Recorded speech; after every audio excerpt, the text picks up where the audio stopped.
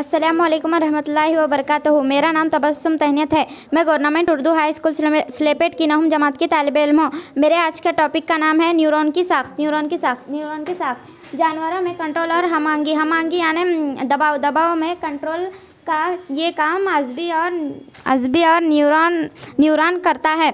हंगामी हालात में आप जब घर में खाना पक रहा है तो आपको कैसे पता चलेगा कि वो पक रहा है? आप जाके उसको छीना पड़ेगा। छूते हैं जब तो आपको नहीं पता रहता है कि वो गरम है। जब आप छीते हैं तो आपके दिमाग को कैसा पता चलता है? दिमाग में सबसे पहले न्यूरॉन को पता चलता है। न्यूरॉन जो है डेंड्राइट को पहुंचाता है। ये जो डेंड्राइट है ये खलवी जिस्म के लंबे रेशे डेंड्राइट कहलाते हैं। डेंड्राइट जो है खलवी जिस्म तक पहुँचाता है। खलवी जिस्म जो है एक्सॉन तक पहुँचाता है। एक्सॉन जो है अज़बी सिरे की तरफ पहुँचाता है।